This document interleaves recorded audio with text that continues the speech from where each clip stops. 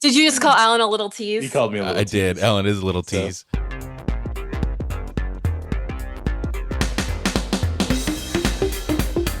Hello, everyone, and welcome to Irenicast, the weekly podcast dedicated to conversations on faith and culture. We are your hosts. I'm Jeff. I'm Mona. And I'm Alan. And we are here once again this week. How are you two doing? Great. Pretty great. I'm doing something crazy. I bought Colombian beans from like a really nice coffee shop. Sorry. Did you say crazy? Okay, continue. Yeah, that's crazy because What? Why? well, because normally when I buy nice beans, I try to buy like Nicaraguan and Costa Rican, Ethiopian. Colombian is like the stuff Folgers makes, you know? It's the like coffee of the masses. But it's still good. I know. Oh, I didn't delicious. I didn't realize that, but I bought the quality Colombian beans and they're fantastic. Alan, Good. I'm still laughing at your definition of crazy. I feel like for me, hearing this was almost the equivalent if you like, I did something crazy, guys. I went to bed at 9:45 instead of 9:30. Life is beautiful. I love you so much. You're just a wonderful human. Alan, the rebel pariah on That's right. on the prowl again. That's right. I'm the pariah. Oh my God, I'm crying. I totally would be, by the way. I'm not over that. Oh my goodness. We said in an earlier episode that if, everybody had held on to the etiquette from the past, I would love that world, but I wouldn't be polite. I would be a pariah, is what I said. I know. And Jeff thinks it's bunk. We both think it's bunk. Yeah, you absolutely would not be that. We should put up a Facebook poll and see what our listeners think. Like I said, I flout social convention. I think I do. All right, Alan. We'll just say yes. Yeah. Thank you. You go, man. Thank Fuck you. the system. Fuck Absolutely. it. You guys have found a new iPad game that I love. If you like puzzles and you like messing with three-dimensionality, like if you enjoy MC Escher drawings and stuff, there's a really cool iPad game called Monument Valley. I think it's like $4. It is so awesome. I didn't play it, but it won awards, right? I think it's won a bunch of awards. Yeah. It's really beautiful and really creative, and it's a lot of fun. So I don't often plug things, but I was really excited. My sister told me about this one. Does it have soothing music? It does, yeah. And the graphics, it's got a nice pace to it. You're supposed to figure out puzzles and messes with your mind. We'll put a link to that in the show notes for those that might be interested. Yeah. Are you like me? Do you need stuff like that? Like to calm your brain down? I do. My brain will not leave me alone. I've read that that's actually really good for you when your brain's going crazy to just have a game or something to take you out of it. Well, I think it's good for you to play puzzle games. I think it's really good for your mind. It's like little mind push-ups. Like your brain is doing little exercises, little brain kegels. I stole that from Broad City, but you get it. I only know what that is because my wife was pregnant. Otherwise, I would have known what that word is. Everyone should do their kegels, guys. It's very important for your health of your person. Can you explain what those are? I've heard the word before, but I can't. I don't know what it is. Okay, it's when you pull up your pelvic floor, because especially for old people, that stuff can fall out. Yeah. Over time, just fall out, and that sounds awful, and I don't want it to happen. So for our birthing classes, Kat had to do Kegel exercises to strengthen that area for the inevitable event. That sounds horrible. Wow. You should be. It's just being a person. I was just saying, birth sounds horrible. I never really thought about it. Oh my God, are you serious? This is the difference. Yeah. Yep. This is life. Life as a man, you don't think about things like that very often, Unless your wife has kids, maybe. I know, right? Unless you're a sincere and caring person and you think about other people's experiences, then maybe. You think Colombian coffee's crazy. Talk about birth for a while. Speaking of coffee, Alan, your lovely wife is visiting as we speak, and I made her a delicious cup of AeroPress coffee. She told me yesterday that you were going to do this, but the beans you guys have, I guess, are off the charts, right? Yes. Yeah. The beans I gave her were Tanzanian beans, and they're really good. It's the beans I use to make my cold brew. My God, you guys are dirty hipsters. Dirty hipsters. No. We're not hipsters because we genuinely love the process and we're not doing it ironically. And we're super nerdy. We're coffee nerds, I guess. We're novice coffee nerds. All right. You should see my setup. Like, I had people over the other day. I've seen your setup. Yeah. It's crazy. It's I expanded just have a since Chemex. then. I don't have anything, but Jeff's got like a laboratory over there. I got like a digital scale basement. that measures the grams. He's got like some illegal equipment probably shoved in his closet. I'm working on it. Hey, bro, you want to cook? The coffee police are going to come after you. My coffee station is a sacred place. Ooh. Oh my God. All those segues so well. Transition. So this week we are going to be doing our second episode in a series of episodes on sacred versus secular. And we will be talking about spaces, buildings, places, physical places that are or are not considered sacred.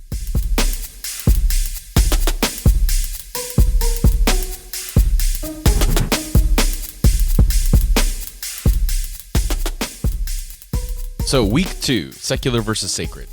This week we'll be talking about spaces.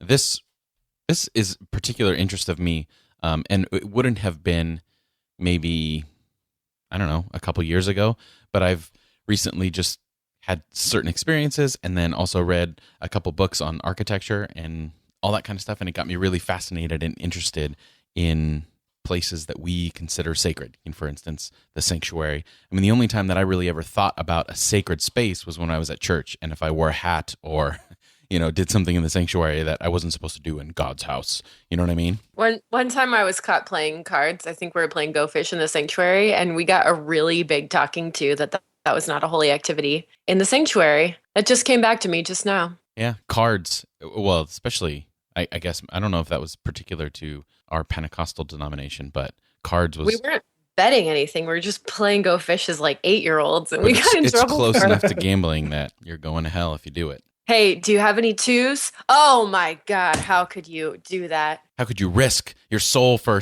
a pair of twos? I had a friend who dropped a baseball in the back of the sanctuary and it tilted forward. So it rolled all the way down, like through everybody's feet, all the way to the front, really slowly and like loudly.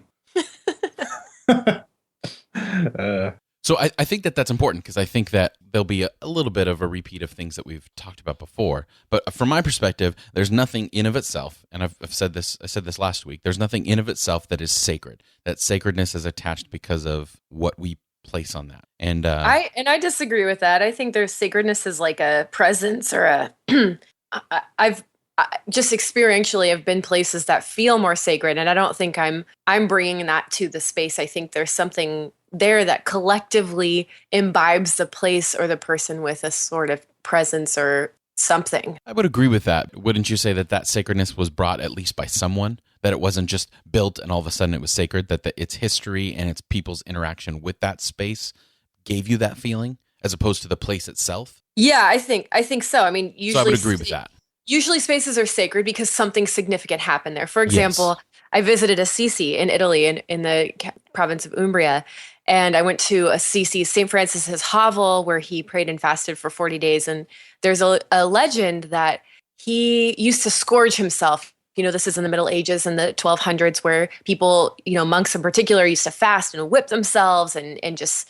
And hit their heads with planks, right? All kinds of stuff, just like trying to beat the sin out of them, And at one point, so the legend goes, St. Francis was so distraught over his sinfulness that he saw a briar patch outside his hovel, like a little cave where he was living. And he decided to fling himself into the briars to try to scourge himself of his sin. And as he did it, the briars turned to thornless roses. So the legend goes, and caught him. And to this day, thornless roses still grow in this particular patch. Right outside the hovel. And when I saw those roses, like for me, it was an incredibly sacred space that not only had this legend been cultivated by all these people, but people had made pilgrimages for centuries to go see these flowers because it's like a really epic moment of grace. Like when we're trying to beat ourselves up, like God wants to show us love instead. And so I felt this incredible presence and power there. So yeah, I think it is significant because of the story and because of the lineage and because of all of the history of everybody keeping that alive and practicing it and experiencing it as well. And I would agree with that. And I would say that the flip side of that idea, because I would say that there are degrees of sacredness for places, depending upon how much history and what has happened in those places and how people have attached sacredness to it. But I think that unfortunately what happens is that those degrees of sacredness for some people become static, where no, it's always going to be sacred and nothing's going to be as sacred as this.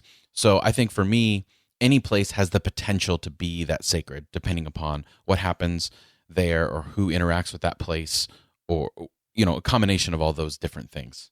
You know, I feel like I'm coming from like almost a different perspective. For me, like everything is sacred. And I know that sounds almost trite because when you say everything is sacred, then nothing is. But really the whole world, like every element, every space, everything has this sacredness to me. And I agree with you guys that the concept of humans like setting something apart and making something sacred for me is what makes it sacred as well.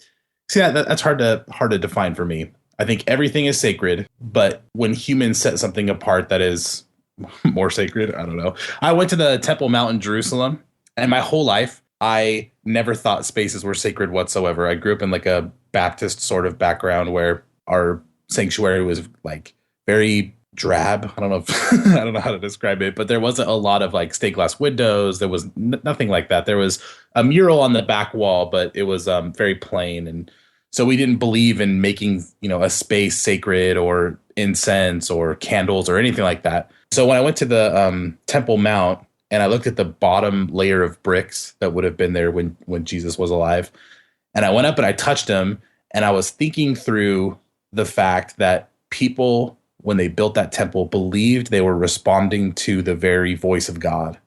And so like seeing a physical sign of obedience, like just the laying of the stones, this is someone obeying the voice of God telling them to do this, was a very important moment for me. I don't think until that moment I didn't understand like what the temple was, what the concept of a sacred space was until I was there. And so it was a pretty powerful moment for me, but I still have this sense that like everything is sacred and nothing is at the same time. I don't know. It's hard to get again, okay, so I'm trying to remember your definition of sacredness from last time, because if like that, then your definition doesn't work, right? If it's everything is sacred, because what you said last time in the last episode is like that it's set apart, right? So not everything can be set apart, because being set apart implies that there are things or spaces or people that are not set apart. Yeah, I think everything's sacred in the sense that everything is important, and God's presence is everywhere, invested in everything. And so I think that's, in that sense, everything is sacred.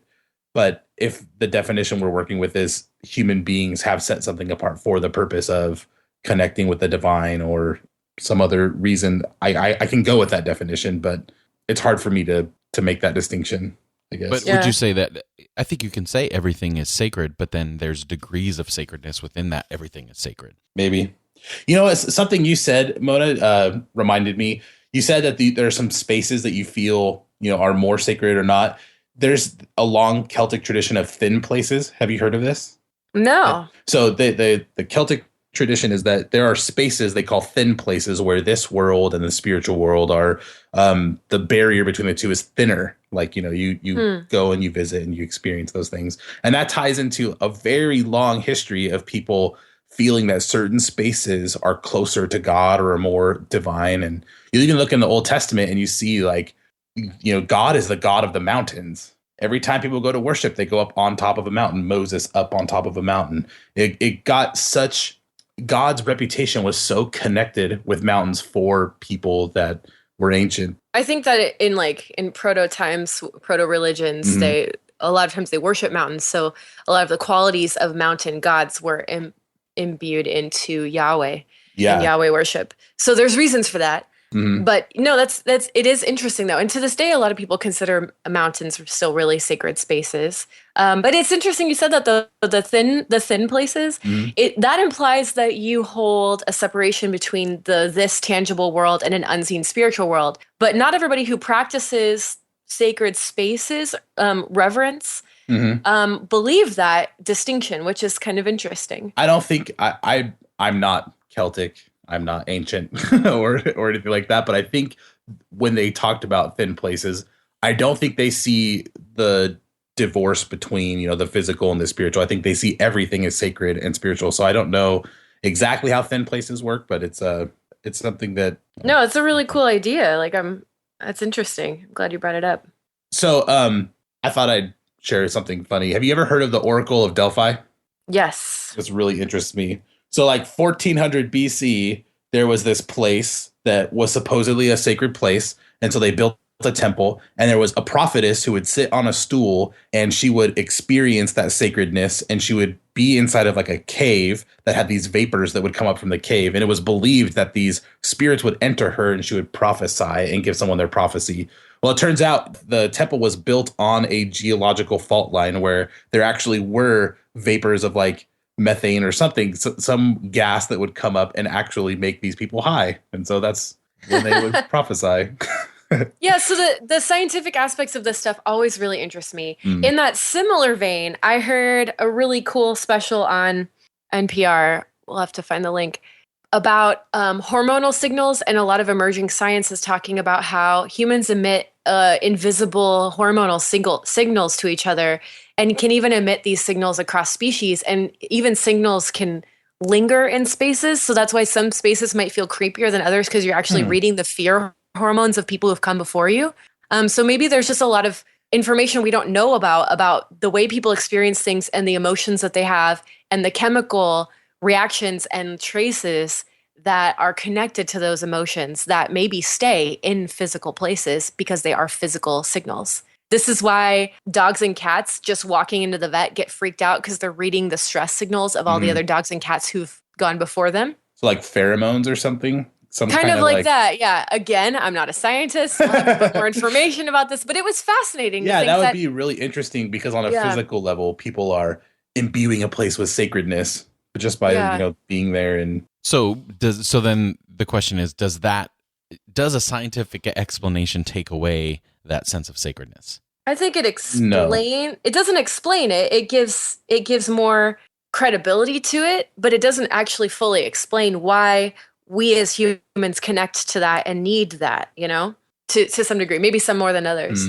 I think even if it's fully explainable in scientific terms, and I'm kind of like a broken record on this, I think that the whole world and all of reality is God's reality. So if we can explain it on a molecular level, on, the physics, the science of things, it does not discount the divinity of that, because the whole world is spiritual. Like I said, the whole world is sacred. God's presence is everywhere. So just because there's chemicals going off in your brain, it doesn't mean that that's not genuinely connected to God. Yeah, I think it's funny to say that is proof that it's not a spiritual, believable reality, that science somehow is an either or thing. Like if the divine reality, or the supposed ideal, or the idea of the divine is real, it ought to be back upable by science, hopefully at some point. It doesn't negate its credibility or reality. That's always a funny thing. People are really threatened by that. So I don't know. It doesn't take away the profundity or the beauty of it, though, right? No, not for me. I think it only does if you're very black and white on what you consider sacred, or what philosophy or religion you attach sacredness to.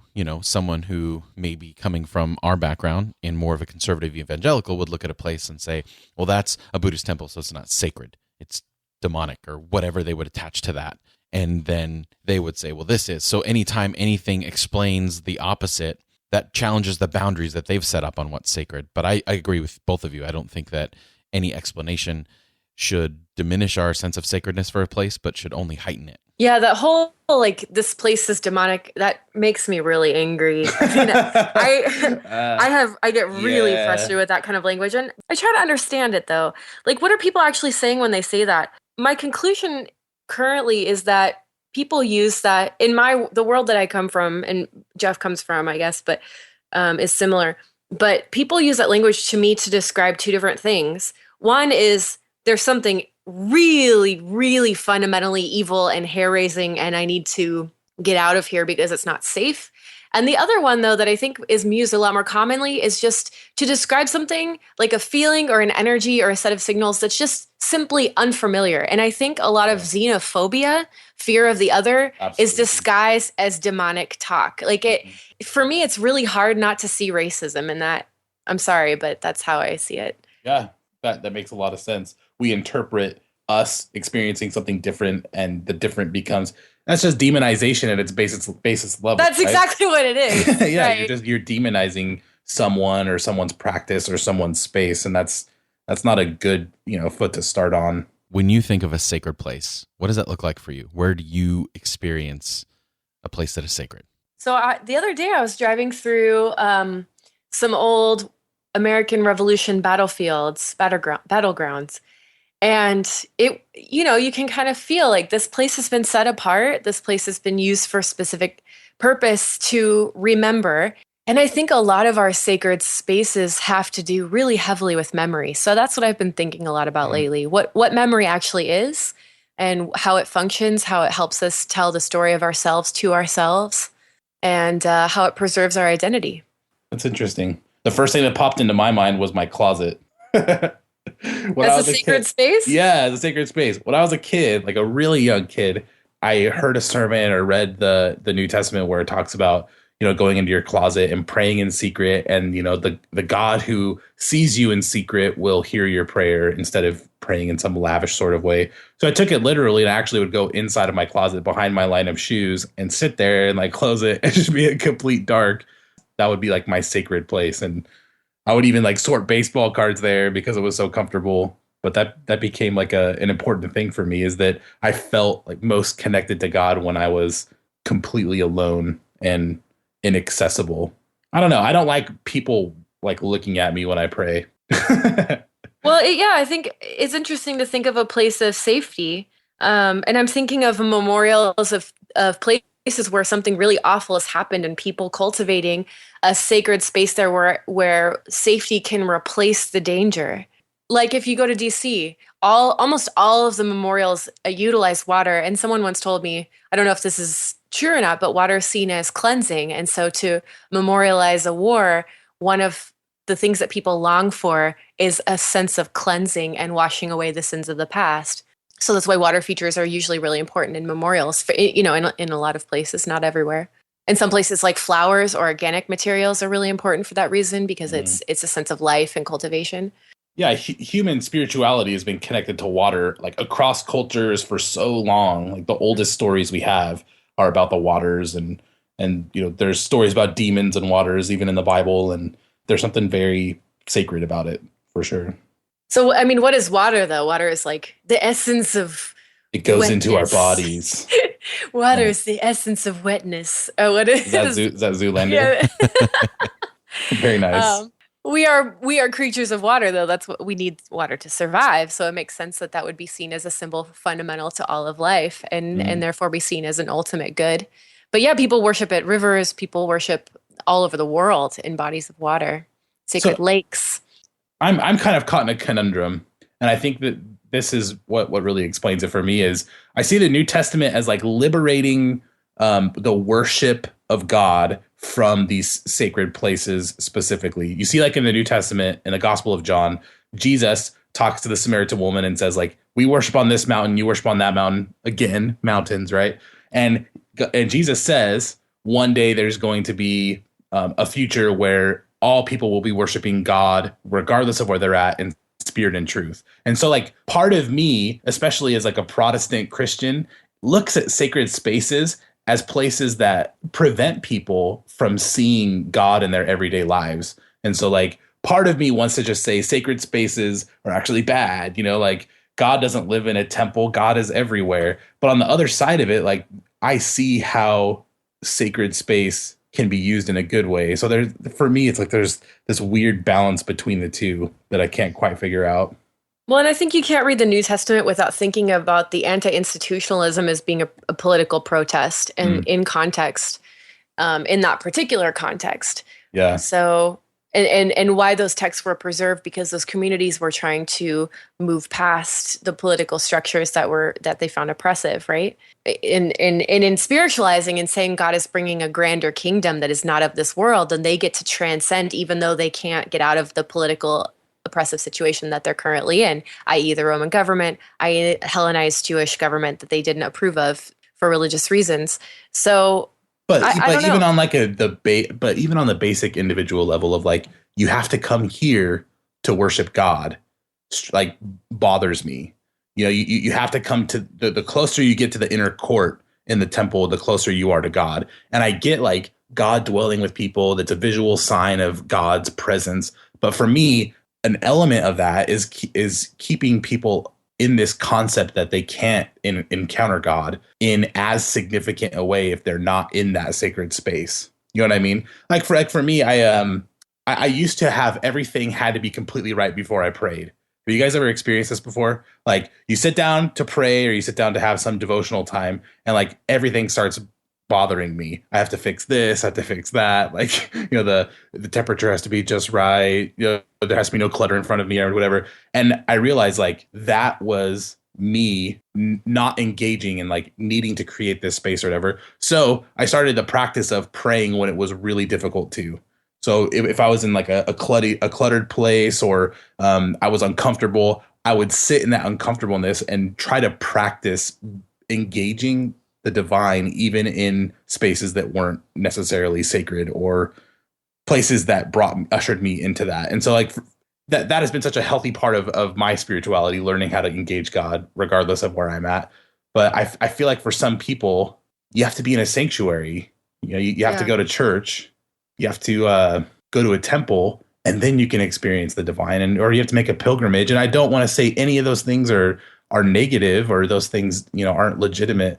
It feels like it robs regular life and regular spaces of their sacredness in some way. Well, I think too that kind of going back a little bit to when we talk about language, but the rhetoric helps us get into that mode when we say this is God's house or God came down here. So there's this sense that there's this, single place where God shows up from time to time and ones that he's blessed or whatever. But even if you look back in Genesis where you have, the story of the patriarchs and they're going through and they have this experience with God, whether it's Jacob wrestling with God or whatever. And then they have this moment and then they set up a monument.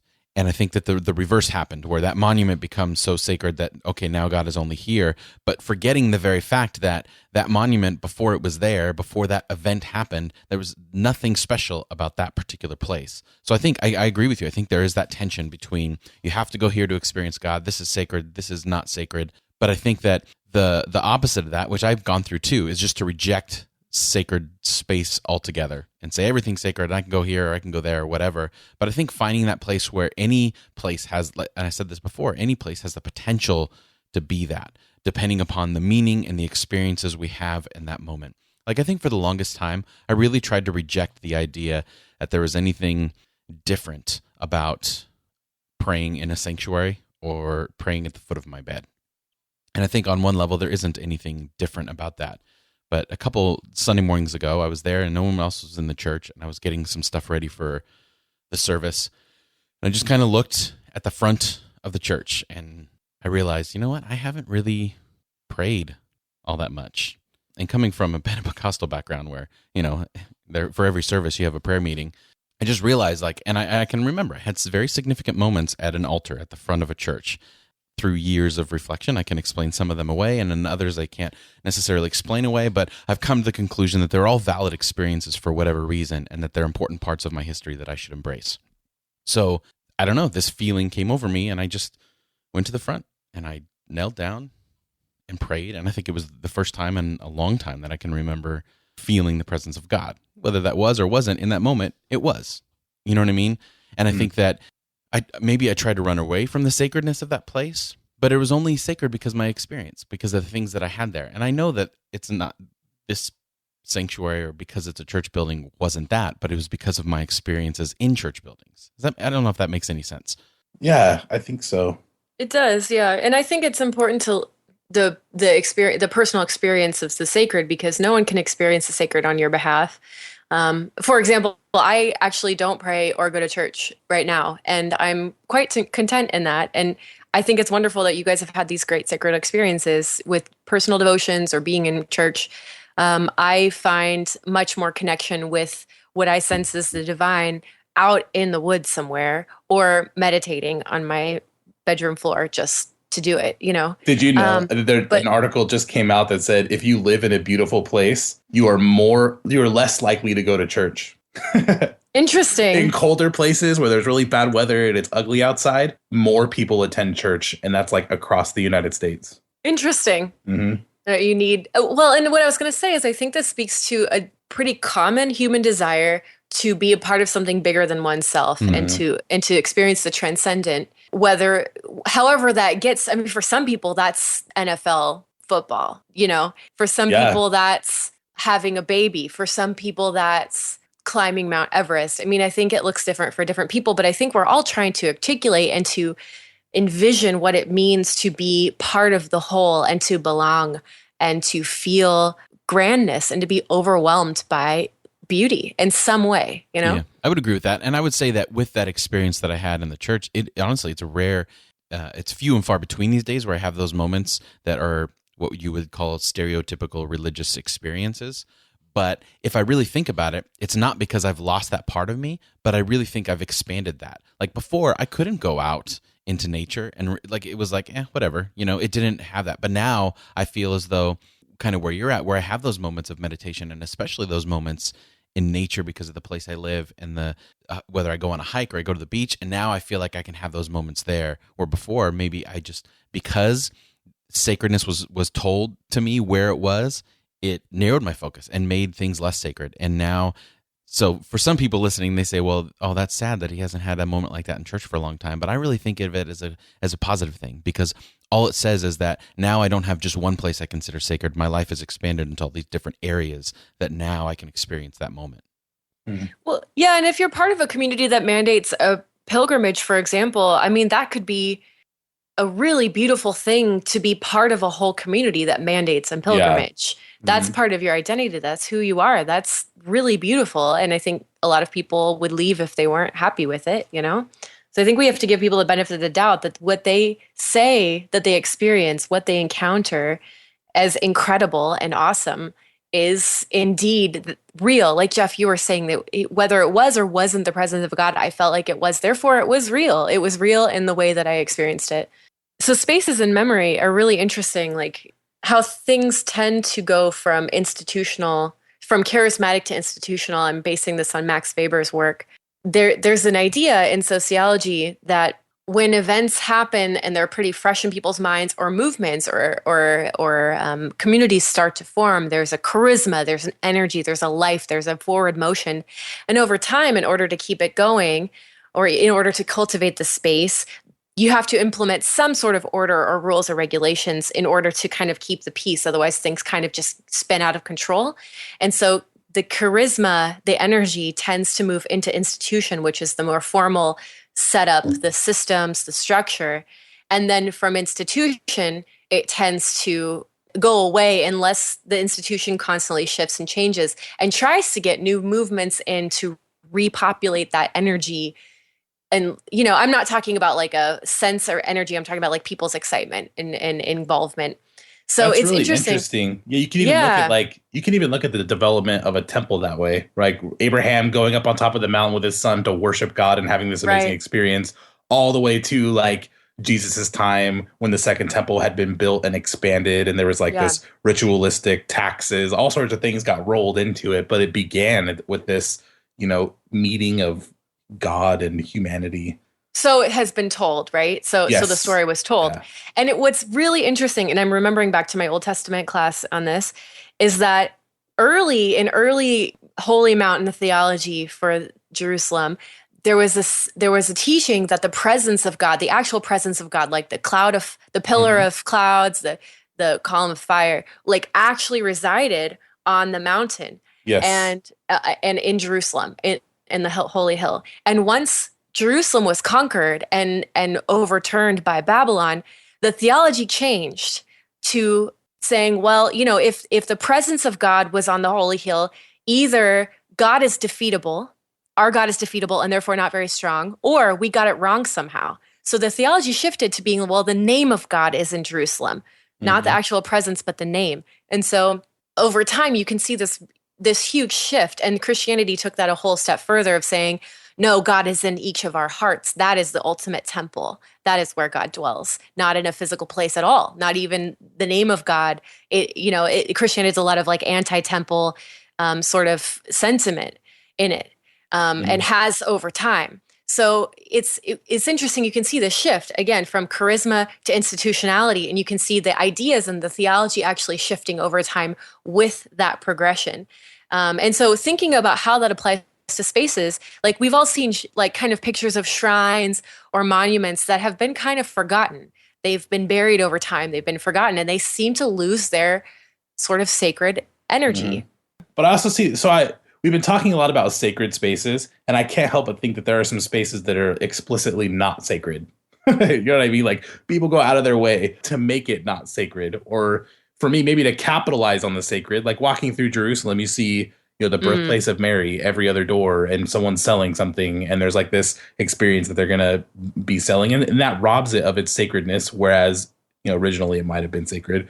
But we've talked about this in another episode, but malls specifically like really work at like stripping any idea of the divine or something, larger than oneself, other than the idea that what you're buying connects you to like this bigger reality of companies and consumerism. And so like there are spaces that are specifically devoid of things that usher us to connect to the divine, right? I would say they mimic it in order to become it. Like a lot of stores will actually mimic religious followings and rituals and practices. But I think it's interesting what you said, that the commerce, the exchange strips the sacred of something. And maybe it's because if you can purchase it, if you can own it, it's not bigger than you. Maybe was my thought. But malls are an interesting case. Can't buy the Holy Spirit. Right? Well, but then you have some like, but we've all met that old lady at church, maybe not an old lady, but church, but let's just say like Bertha, the stereotypical old lady at church who passes out caramels, but she's got like a giant gold cross around her neck, which she purchased at a Bible bookstore because she feels that it is sacred and it is precious to her and it matters to her. And therefore, yes, it becomes that. I would never buy a gold cross at a Bible bookstore, but for Bertha, it matters. So I don't know. I don't know if you can make a strong case for saying that selling things or trying to commodify the sacred is necessarily stripping the sacred, because for some people buying those things, that is a sacred endeavor and it's not offensive. So I'm just saying, for me personally, it robs. Right. It robs the sacredness for me. Yeah, and I would say that I would agree. Personally, it does that. But I worked in a Bible bookstore for a while. And you did? I did.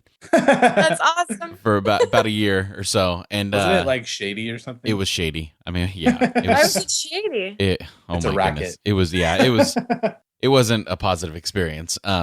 But we had all that, Jesus junk. In fact, Alan, you've instituted a game in our family where when we go to a Bible bookstore, we try to find the cheesiest, worst thing in the world. And then, whoever gets the worst thing wins. Yeah, that actually morphed over time. Vicky and I used to go into Bible bookstores, find the worst thing we could find, and then take pictures of it and compare later. Now it's the opposite. Find the least offensive thing that you can find in a Bible bookstore. And it's actually a lot harder. Oh, really, wow. To find something sincerely beautiful and well-made. Something that doesn't just strike you as like, wow, that's... Yeah, but even in that, when I was working in that store, I agree. Like, I'd look at this stuff and I'd just be so overwhelmed with irritation. Why does this even exist? Did you ever see the Testaments? The little... yeah. I mean, those really, were delicious. I'm sure. Wait, for those of you who don't know, they're little mints, so Testaments, MINTS, that have Bible verses on them, and they sell them in Christian bookstores because, I don't know. Do people really think that those are holy items, though? I don't. If they don't quote Revelation that says, eat this scroll, then they're missing out on a great opportunity. What about in Ezekiel when God tells him to make a piece of bread out of his own poop? Ew. It's in there. That would doesn't be mean also it's not, your sacred text has poop jokes. So it does. Or you could say something like, "You ate Ezekiel's bread. Now you need a testament." But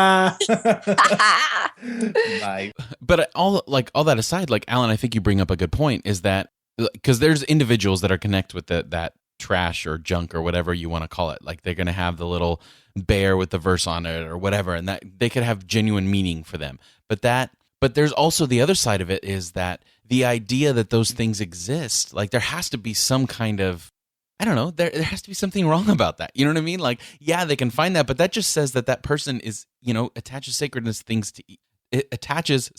to things very easily. And if they didn't create that, then she could have done it to something else. You know what I mean? Like, there has to be something gross about that. Maybe it just really does go back to Mona's point. The more I think selling something is institution at its highest form, right? Like having your Christian bookstore selling these little knickknack items. That's like institutionalizing sacredness at the highest level, having someone, trade their money for it. So I think that maybe that's what strikes me as wrong, is that it's moved from the charismatic, really human element. And maybe that's what all of this is. Maybe sacredness, like we talked about before, is a very human thing. And when you lose the human element, you necessarily lose the sacred. I don't know. I guess to me, it muddies the intent. Like if I'm creating something that I truly believe is inspiring people, then can I really make profit from it? Okay, the profit thing aside, but just making and selling something, for some people, the symbol or the actual item, the fetish, the figurine, the whatever, is the actual key that connects them to the spiritual realm. That's how they see it. And if they don't have that statue or that figure or that idol, they can't get there. It's part of their practice. And so somebody has to make those. Right? And that's what places are. Yeah, that's perfect. That's exactly in my mind why the idea of sacred places bothers me, is they almost seem like that idol. Like you need to have that key to connect you when, that's. But if that's how your cosmology functions. Mm-hmm. But I guess it's a chicken before the egg. Like, does your cosmology function because someone created that to make you want that? Or was it there in the beginning and they're just trying to provide that? You know what I mean? Well, some traditions it's really important for them to be locational and historically connected. For those of us who are raised in these like really free-flowing Protestant, we have Jesus only in our hearts. Mm-hmm. We don't need anything else. We just need the Bible. That doesn't make sense to us. But if you're raised in a tradition, like for example, if you're raised Catholic and like saints and cathedrals are very much the center of your practice, then you can't conceive of doing religion any other way, because that's what you have. That's true.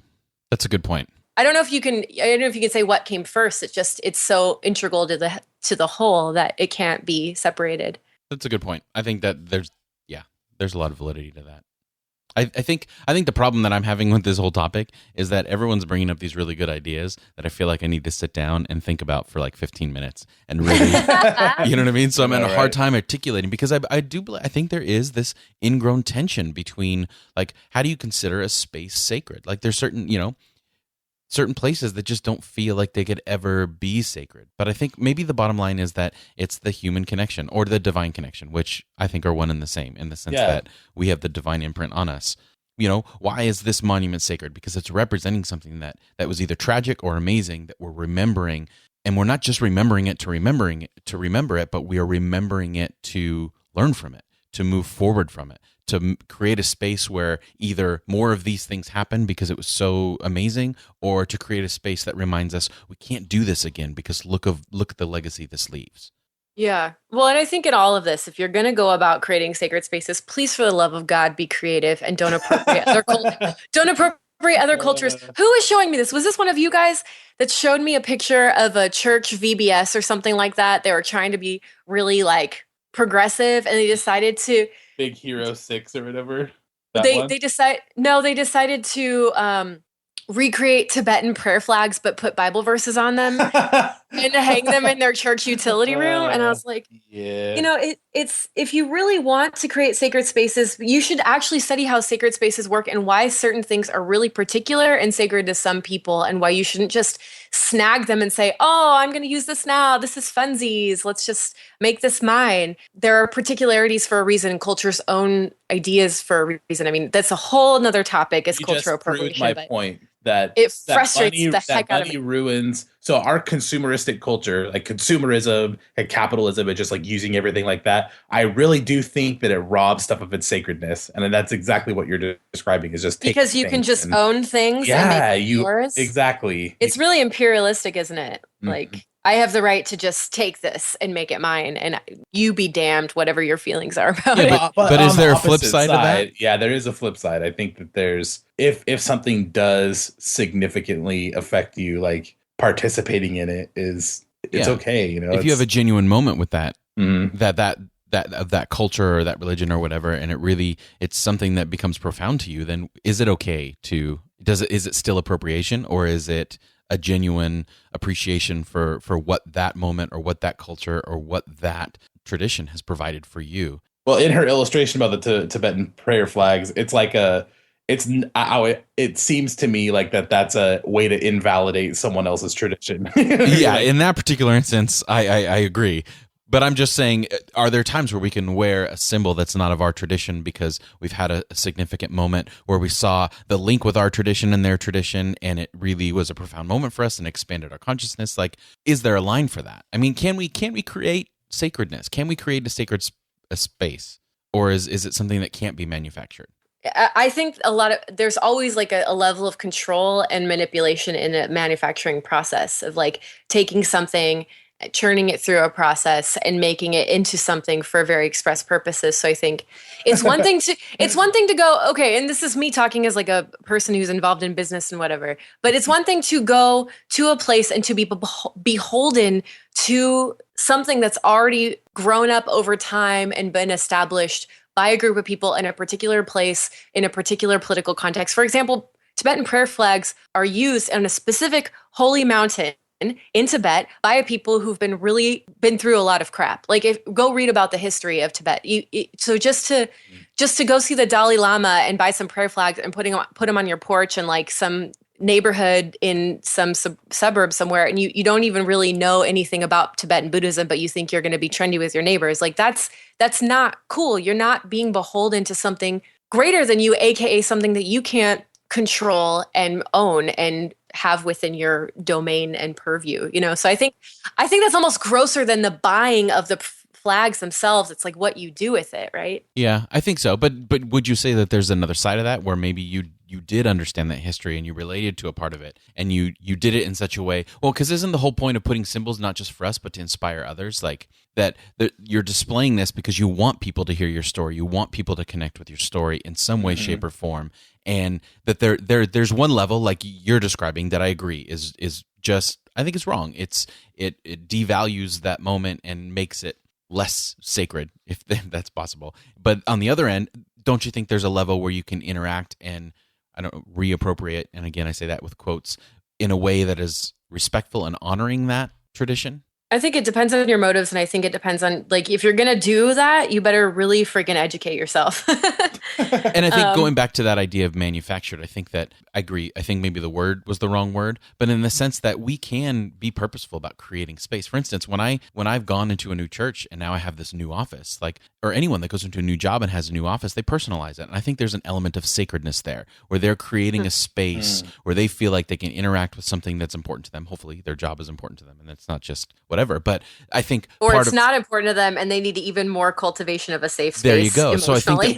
I think that we can do and we can create space that's sacred. I think we can also, be flippant with it as well. Like it's important for me when I have an office area for it to be, it's a sacred place for me. All my offices have been very sacred. I've done most of my, not only just work that I needed to do for the church, but I've spent a lot of personal time in those places because I feel that I had an opportunity to create something that was mine and meaningful for the way that I interacted with not just my job, but the world around me. And you're ultimately reverencing your own life as a human being. So there's a really religious sense in that where you are reverencing yourself as symbolic of life itself.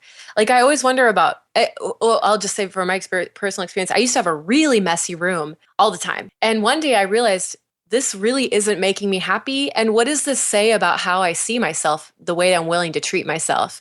And so when I started thinking of my bedroom as a place where I want it to be a retreat and a place of, sacredness, like a place where I could get away and relax and be fully human and connect to groundedness. And I try to keep screens off a lot of times.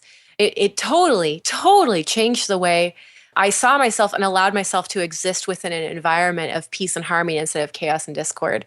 So it meant a lot to me to dress up, to go and get like nice throw pillows for my bed. I know that's like a silly thing. You don't have to think of it in that way yourself, but that was really significant for me personally when I figured out that affected how I treated myself. The sacredness of your Justin Timberlake poster.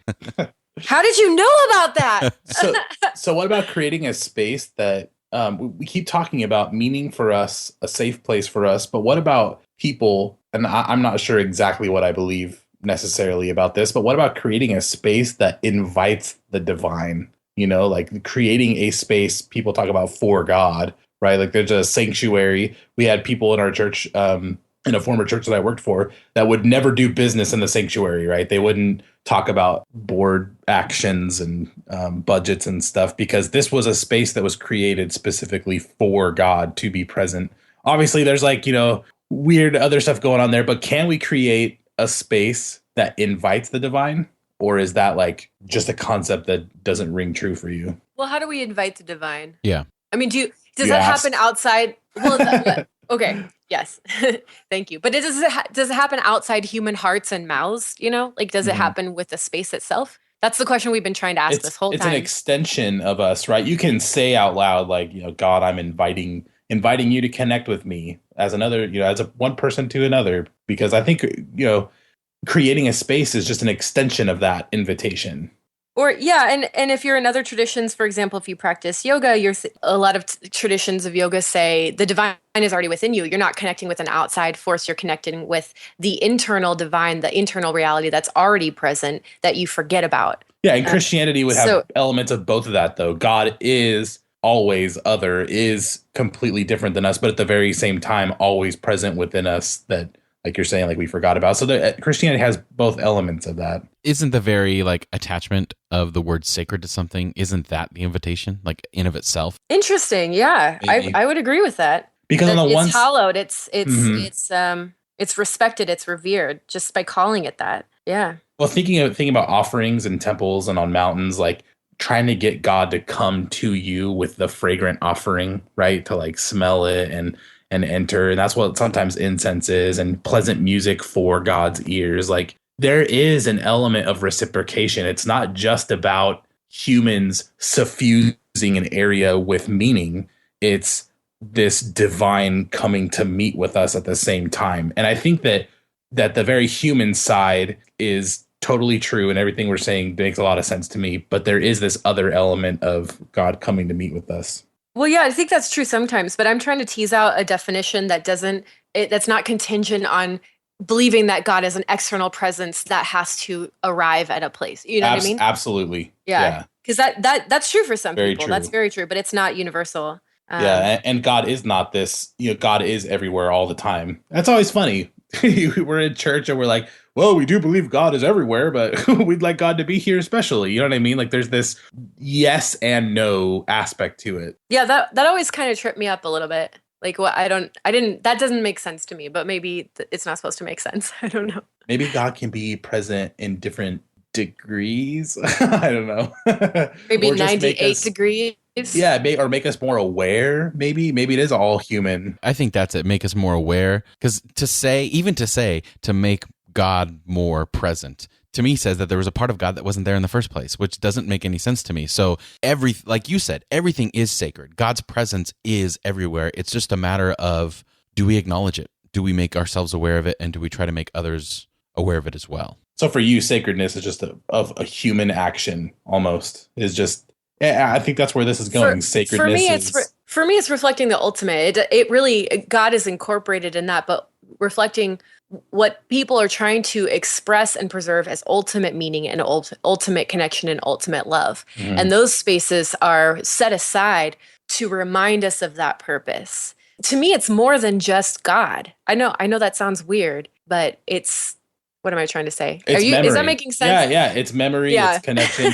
when I visited the Church of the Holy Sepulchre, and I was like reaching down through a table to touch a rock that people believe Jesus was crucified on, I was thinking about the 1,500 years of people coming there and touching it and having religious experiences. And so it wasn't just like, oh, God is more present in this rock. It was like people have had this experience here. And so connecting to the human element, you said that we can't have sacred experiences for each other. I think that's really interesting. But I think creating sacred spaces is us taking each other and helping guide us and lead each other to experiencing the divine.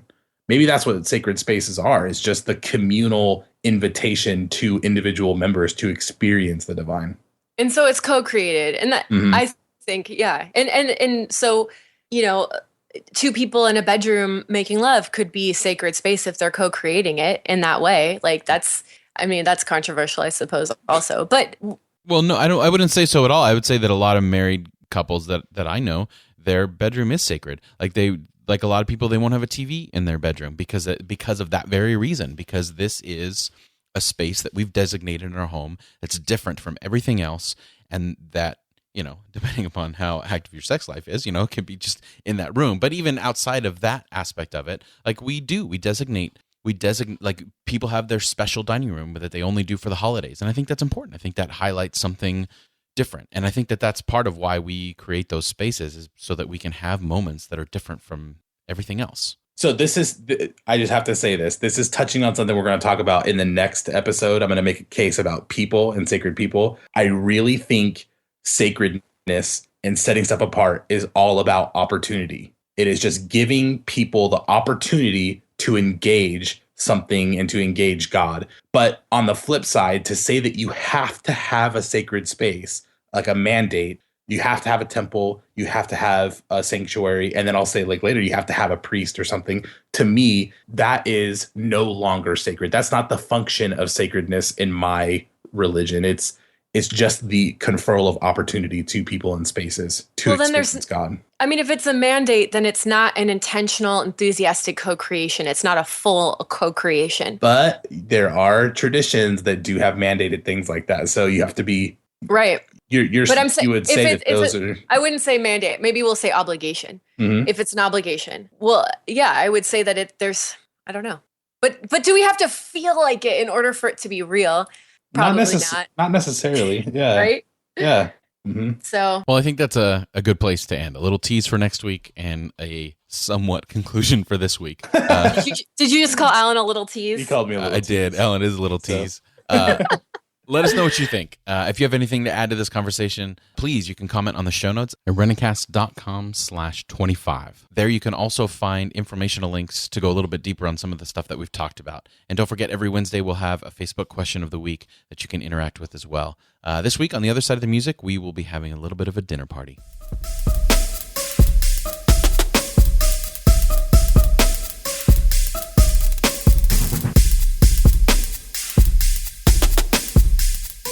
So this particular segment, in preparation for it, was a little bit difficult for me because it was hard not to take into account not just people I wanted to know, but I didn't want to be cliche and pick up, well, of course, Jesus, Paul, and Moses. You know what I mean? Like the main figures that you feel like you have to, and then, or, Abraham Lincoln or whatever. But then also like, I want to have a good time. So and I had to also consider, how are these personalities going to mesh with each other? Is it going to be a lot of... The segment is inviting 3 people, right? Yeah. So 3 people to a dinner party. 3 people to a dinner party. Anyone in history, anytime. And how would we interact with them? So to me, maybe I overthought it. I don't know about you too. I overthought it. I got so stressed. You guys heard me earlier. I was like, oh my God. Mm-hmm. Jeff, did you choose like a world-class chef so you could have good food? I think it's obvious who one of my guests is. Alton Brown. Spoiler alert! Yes, that's the number one on my list was Alton Brown. No, Jeff is a fanboy. It's true. Oh my gosh! So maybe I should start since you already gave away my first one. Yep. Okay, Alton so Brown. Well, will he cook? No, I won't make him cook. Will he cook? No, that's good. You won't make him cook for him. I like to think that he loves it so much that he just want to anyway, but. No, we'll go to a restaurant. We'll go to a restaurant that Alton Brown recommends. That would be like Superman watching a plane crash and not doing anything. Unless someone else was saving the plane. Come on, someone's going to cook the. Wait, are you saying that if I cooked for him, that would be a plane crash in comparison? Now I'm super offended. All right, so I didn't pick any. Not even my honorable mentions are historical figures. They're all still alive. I guess I just don't care to meet someone in the past. So I'll throw that out of the way. So my first one, you have this aversion for history, dude. Like you don't. I don't know. it's just so I don't know. sad. It's not sad. It just is. Okay, so obviously number one, Alton Brown, no question, hands down, easy.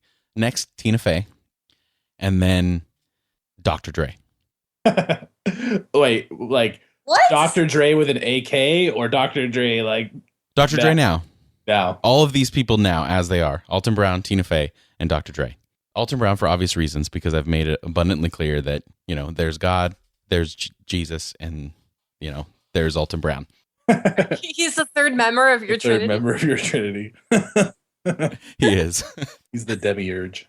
And Tina Fey, she just fascinates me. I think she's hilarious and smart, and I'd really like to, and I read her book, so there's a lot of like questions that I would have, just, how did this impact you, and how do you view this? And I'm also super interested in television and film, so just hearing from the artistic side of like, well, why did you cast this person, or why this, and all kinds of stuff like that would be interesting to me. And then Dr. Dre, I think, is a genius. I think he's brilliant. I think he's a significant figure in a genre of music during a time that was really difficult when it comes to race relations and stuff. And I think he has a lot of insight.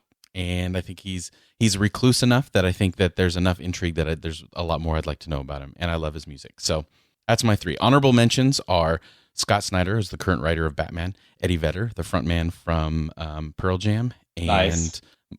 Mike Rugnetta.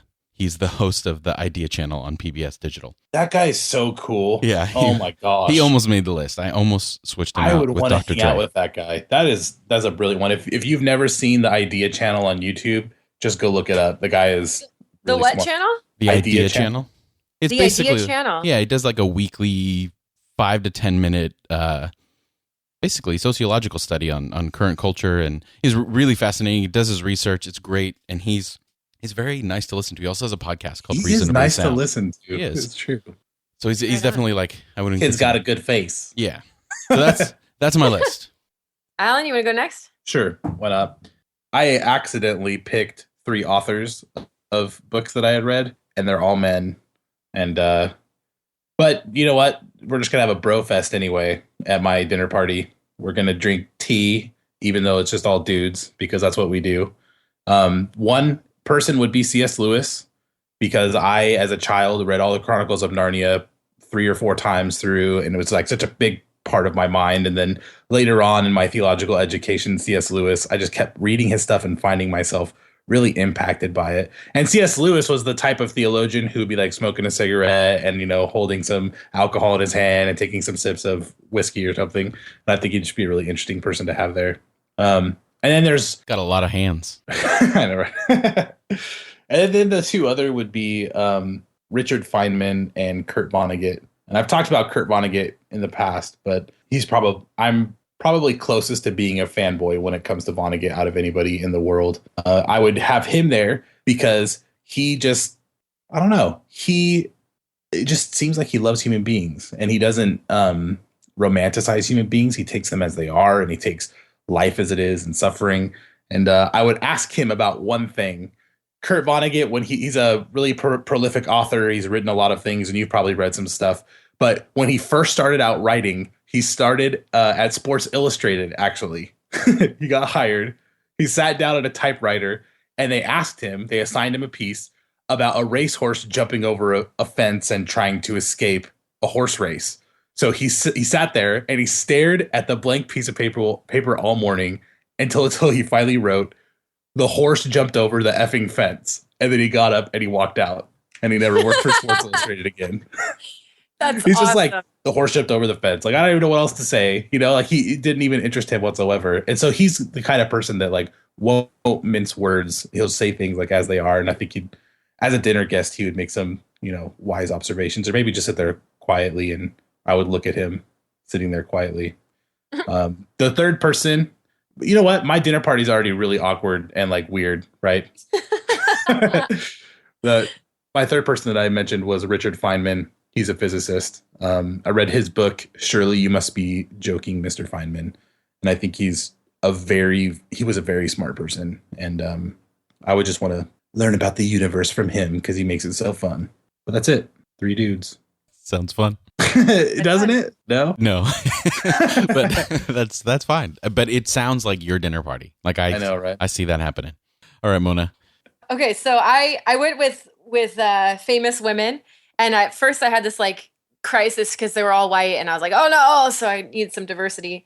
Anyway, so the first person I would invite is a person that I'm perpetually fascinated by, and I am distantly related to her on my mom's side. So sorry, Alan, this is not you. Oh. But the first woman to run for president, Victoria Woodhull, is one of the most fascinating characters of history because, first of all, she grew up as a gypsy fortune teller. She eventually made her way into Wall Street, was the first woman to make $1 million on Wall Street. Then she was the first woman to own a weekly newspaper, first woman to run for president. She got in trouble for wearing pants and doing all kinds of crazy shenanigans. She was so out there, left field, like free love advocate, like legalized prostitution advocate. Interesting personal story, though. There were very reasons why she was in these camps, but she was so out there that her party nominated Frederick Douglass to be her running mate, but he turned her down because she was so out there.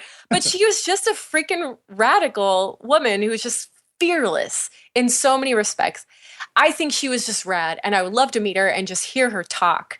So that would be the first person. Another woman. She was the first woman to run for president. Yeah, in like the 1860s. We're talking like way before suffrage.